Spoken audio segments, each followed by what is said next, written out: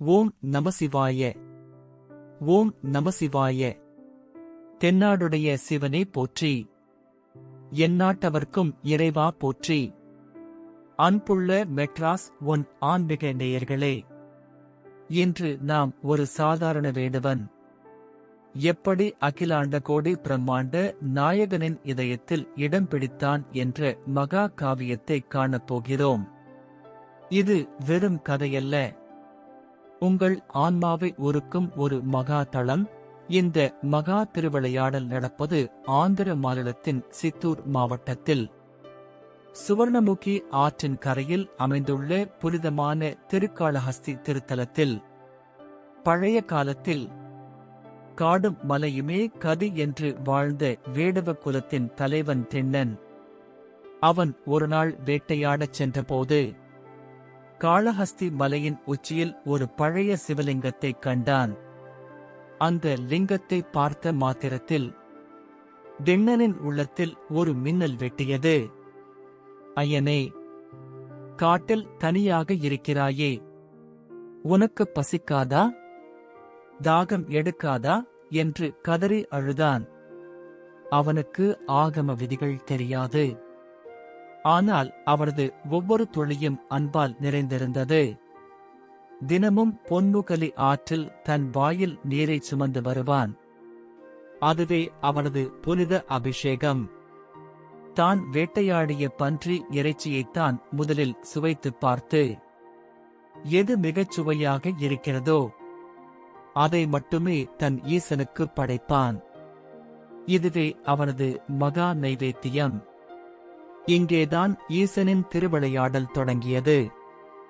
அந்த ஆலயத்தில் பல ஆண்டுகளாக முறையாக பூஜை செய்யும் சிவகோசாரியார் என்ற அந்தணர் இதை பார்த்து அதிர்ந்தார். யார் இந்த அசுத்தத்தை செய்வது என்று கோபமடைந்தார். ஈசன் அந்த அந்தணரின் கனவில் தோன்றி, அவன் செய்யும் ஒவ்வொன்றும் அன்பின் வடிவம். அவன் வாயால் உமிழும் நீர்கங்கைக்கு சமம். அவன் சுவைத்து படைக்கும் ஊன் எனக்கு அமிர்தம். அவரது பக்தி எவ்வளவு பெரியது என்று உனக்கு காட்டுகிறேன். மறைந்திருந்து பார் என்றார். அது ஒரு சிவராமன் காலம். திண்ணன் ஓடி வந்தான். அப்போது ஈசன் ஒரு திருவிளையாடலைத் தொடங்கினார். லிங்கத்தின் வலது கண்ணில் இருந்து இரத்தம் வழியத் தொடங்கியது. திண்ணன் பதறினான். என் ஈசனுக்கு இரத்தமா என்று கதறினான். பச்சிலை மருந்துகளை தேய்த்தான். இரத்தம் நிற்கவில்லை. அவனுக்கு ஒரு யோசனை வந்தது. ஊனுக்கு ஊன், கண்ணுக்கு கண் என்பதே வேடுவ நீதி. உடனே தன் அம்பால் தன் வலது கண்ணை தோண்டி எடுத்தான். அதை ஈசனின் கண்ணில் பொருத்தினான். இரத்தம் நின்றது. திண்ணன் ஆனந்த கூத்தாடினான். ஆனால் ஈசன் இன்னும் சோதித்தார். இப்போது இடது கண்ணிலும் இரத்தம் வழியத் தொடங்கியது. திண்ணன் யோசித்தான். தன் இடது கண்ணையும் தோண்டி எடுத்துவிட்டால் பிறகு லிங்கத்தில் எங்கே கண் இருக்கிறது என்று தெரியாமல் போய்விடுமே.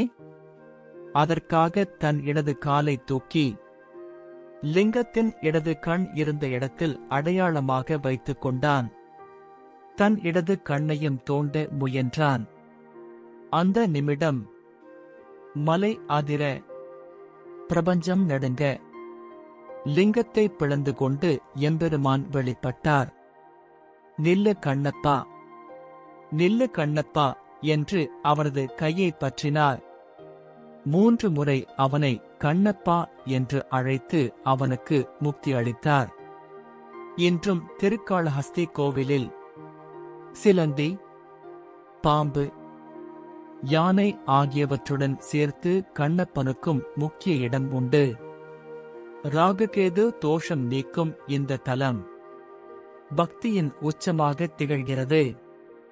திருக்காளஹஸ்தி நாதரை தரிசிப்பவர்கள் முதலில் மலை அடிவாரத்தில் உள்ள கண்ணப்பரை தரிசிப்பது என்றும் மரபு. ஓம் நமசிவாய.